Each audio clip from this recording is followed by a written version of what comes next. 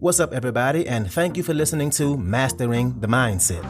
My name is Dariusdotch, and I'm an actor, hip-hop artist, and fitness and life coach. And I'm here to personally help you train and improve your mindset so that you can, 1, become the best version of yourself mentally, and 2, gain focus and motivation to be able to take action and achieve the success in life that you want and deserve. Before we get started, please like and subscribe to my channel, and at the end of this episode, if you liked it, please share it with a friend or a loved one or someone who would benefit from hearing this message. I'm so glad you're here, and I'm ready to go on this journey with you, and that journey begins now.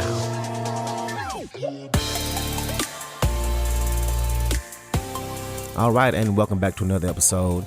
Let's talk about how to use your brain to get more done, how your brain can be used to help you and propel you to use that to-do list to be more productive, and how it can stress you out if you do a few things the wrong way.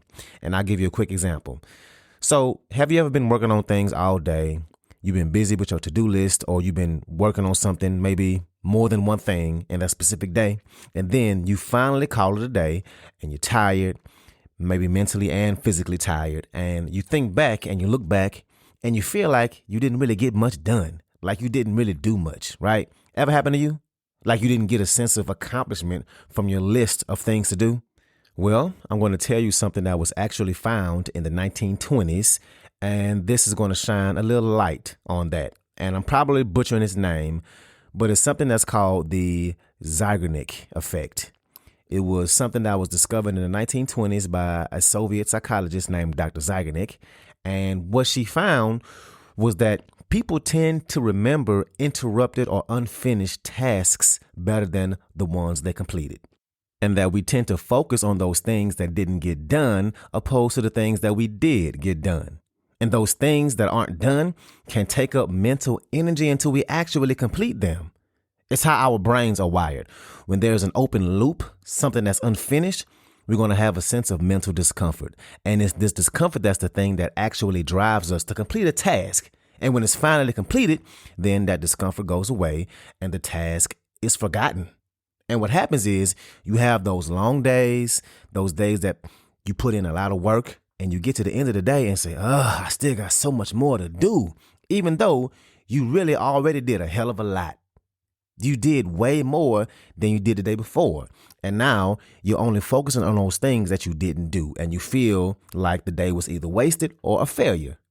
Undone work takes up a lot of mental energy. Our brains want to close that loop. And that loop is a really effective way to pull you in also. Have you ever been scrolling online and you see something that you know is clickbait, but that picture or that caption with the picture, it grabbed your interest and you click on it anyway? And then you keep scrolling, looking for that piece of info that you want to see, or that picture you first saw, because it's never right at the top of the article because they make you search for it, right? And your brain has to close that loop. Oh, and news channels are experts at this. They say stuff like, while you may be spending more than you need to, how to catch the mistake and save more dough. Stay tuned.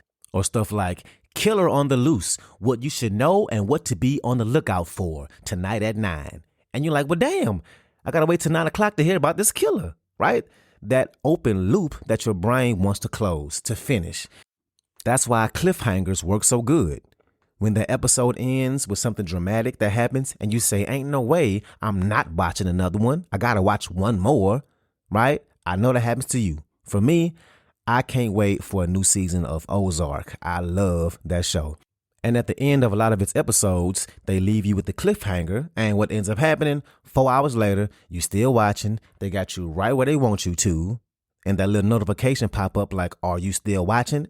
Yes, I'm still watching. Stop judging me. Oh, you still watching? Go away, okay? That's how I imagine how they sound. Are you still watching? Shut up. Anyway, but those cliffhangers, right? That open loop. And we need to understand how our brain works, understanding that feeling of unresolved and the need to want to resolve it. And this can either hold you back if you don't know how to use it, or it can really push you forward if you use it to your advantage. So let's talk about the bad first. And next, we'll talk about how this can be a good thing and how it can really help you. And that right there was an open loop. If you stop listening right now, in your brain, it's going to be unfinished. And your brain is like, okay, I want to hear what's next, right? Public speakers and motivational speakers, they are really good at that. Anyway, how can it be bad? Well, when we don't finish something, our brain, at least a small part of it, will still be thinking about it until we complete it. And what can happen is it'll start to stress us out. We start thinking about how big that to-do list is, and we kind of start stressing out about it. We get anxious about it. And then what happens is we start to procrastinate. Why? Because instead of thinking about one thing on our to-do list, our brain starts thinking about 12 things on our to-do list, and we put it off for later, or we get paralysis by analysis. Too many things to think about doing, and we end up not doing anything. And here's a good comparison. Imagine if you go to do some work on your laptop and you open up a tab and you start working on something. Then you open up another tab and start working on something else. Then you start working on another thing in another tab. Then what do? You open up another tab and start working on something else. And what happens is it starts to slow your laptop down. Same thing happens to our brains. We can put so much on our to-do list and you look at it and it just feels so overwhelming that it slows you down. It works against you. You start to get stressed. Then you wonder if you ever even get them all done. You start getting anxious. Your brain has all these tabs open and you're starting to slow down. You start to procrastinate. You try and multitask, which is proven to be impossible, by the way. You don't know what to do next. And all of this is because you're trying to focus on so many things at once. And this is how it can be hard, how it can be bad, how it can hold you back. This is what your brain will do. What's up? I want to take a quick moment to say thank you so much for listening to this episode and to also let you know that this podcast is 100% donation driven, which means it's completely funded by you, the listener. So if you like the content I have to offer, I would love it if you can make a donation and you get to pick the amount. I left links in the description of the video as well as my homepage. You can choose which way benefits you the best to donate. And if you need more options, please feel free to email me at dariusdotch@gmail.com. That's dariusdotch@gmail.com. Again, thank you so much for being here and let's get back to it. So, can we use this effect for good? Well, let's talk about it. One of the good things about the Zeigarnik effect is that you can use it to increase productivity and motivation. Because the thing is, if you only focus on one task and not 12 different tasks, if you don't finish, your brain is going to be motivated to finish it. You ain't going to want to stop until it's done. And one of the easiest ways to do this is to look at that to-do list at all of the things and figure out which one of those tasks is the most important one. And we'll talk about how to use your entire to-do list in a better way in just a second. But first, let's focus on the most important one. See? Another loop. Anyway, and you figure out that one thing. And then what you do is you figure out what's the second most important thing. And then the third. And what you do is you break down that first task, that first priority, and you break it down into smaller increments. And you may have heard me use this term before.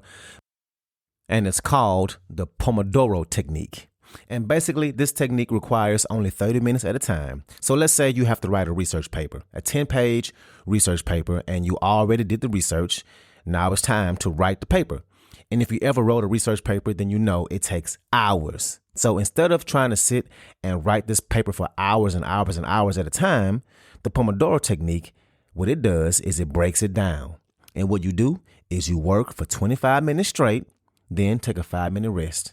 25 minutes, rest for 5. And during those 25 minutes, you only focus on one task. You only focus on staying focused for 25 minutes at a time. And you keep repeating this until the task is done.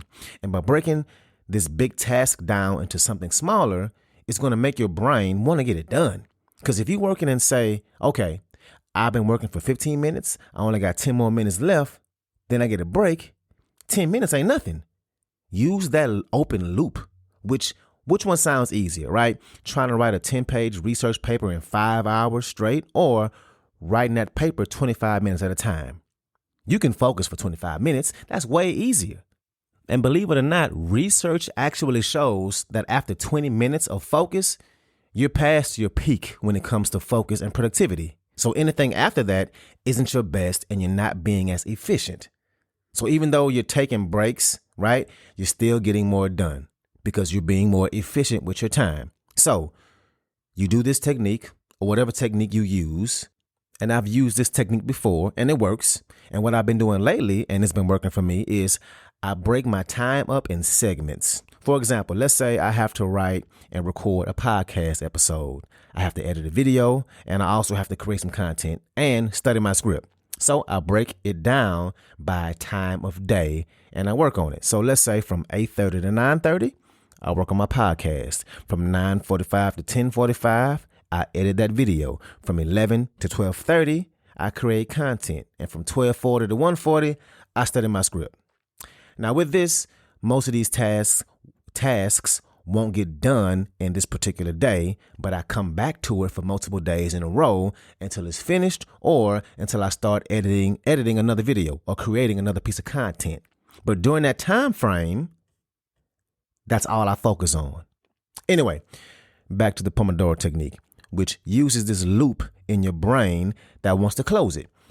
So you keep working on that first most important thing, 25 minutes at a time until it's done. Then once it's done, then you can move on to the next thing, the second one. And you do the same thing, only focusing on that one thing until it's done. Then the third thing.